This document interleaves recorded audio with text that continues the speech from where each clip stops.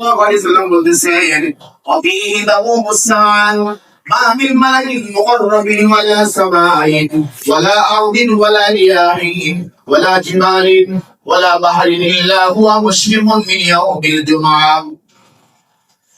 রাসূল সাল্লাল্লাহু আলাইহি ওয়াসাল্লাম ইরশাদ করেন, আল্লাহ তাআলা এই দুনিয়াতে কিয়ামত সংঘটিত করবেন। এটা আমরা সবাই জানি। তো কিয়ামত হবে, সবাই জানি। কোন দিন হবে? জুম্মার দিন। কোন দিন হবে ভাই? জুমার দিন। এখন আপনারা বলেন, একজন ফাঁসির আসামি যার দিন ধারিত হয়েছে, কবে তার ফাঁসি দেওয়া হবে? সে কি কখনো আনন্দ ফুর্তিতে দিন টানাতে পারে? নাকি সে না খেয়ে শুকিয়ে যাবে? আল্লাহর কাছে প্রণামী কামনাকারী করবে ফিরে ভুলের জন্য, নাকি সে আনন্দ ফুর্তি করবে? এখন এক মাস দেরি আছে, আমি একটু আনন্দ ফুর্তি করে নিই। এরকম কেউ বলবে? কোন বুদ্ধিমান করতে পারে? পারে না। তবে আল্লাহ তাআলা কিন্তু কিয়ামতের দিন ধার্য করে আমাদেরকে দিয়েছেন। শুক্রবারের দিন হবে। কোন দিন হবে? এই কারণে রাসূল সাল্লাল্লাহু আলাইহি ওয়াসাল্লাম ইরশাদ করেন, আমিল মালাকিল মুকাররাবিন, আল্লাহ তাআলা নৈকট্য প্রাপ্ত যত ফেরেশতা আছে, ওয়ালা সামাইন আসমান, ওয়ালা আরদিন জমিন, ওয়ালা বাহরিন সমুদ্র, ওয়ালা জিবালিন পাহাড়, ওয়ালা রিয়াহিন বাতাস, সমস্ত কিছু এই যে মাটির শোভেশালী জগতে গৃহীত হয়, সূর্য ডোবা পর্যন্ত ভয়ে থরথর করে কাঁপতে থাকে, না জানি আসলে অবাক হয়ে যায়। অথচ সূর্য জগতের গাছপালা, পর্বতমালা, গ্রহমন্ত্র যত কিছু আছে, এগুলোর জন্য কি নয়, হিসাব তাদের জন্য নয়। হিসাব হচ্ছে মানব জাতি এবং জীব জাতি।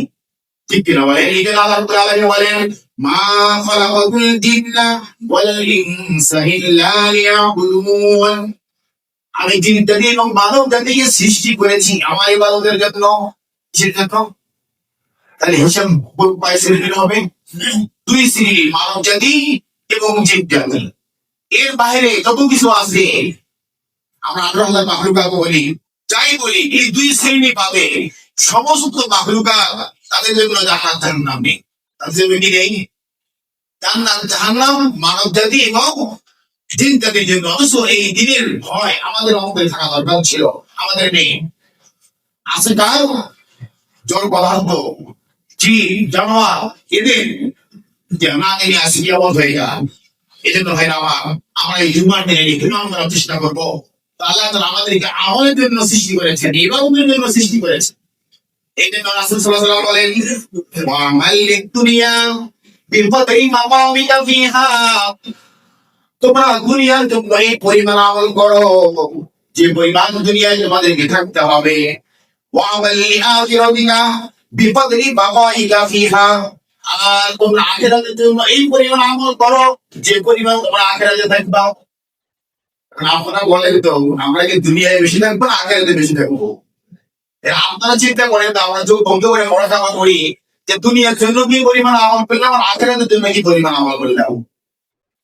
যদি আমরা চিন্তা করি, আমাদের ফলাফল বাড়াবে জিরো, আখিরাতের লাইনে জিরো, জিরো বের হবে ভাই আমার।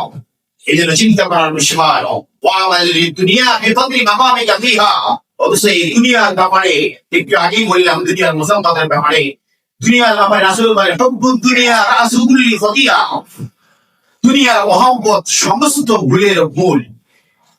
এই যে দুনিয়ার অর্থের জন্য ঘোরাঘুরি, দুনিয়ার ক্ষমতার জন্য ঘোরাঘুরি, ঠিক কিনা? একটা পথ পাবে এই জন্য মারামারি, একটা পথ পাবে এই জন্য নিজের মুসলমান ভাইকে হত্যা করে, একটা পথ পাবে এই জন্য নিজের ভাইকে হত্যা করে, একটু টাকা কামাই করবে এই জন্য নিজের বোনের হচ্ছে নষ্ট করে।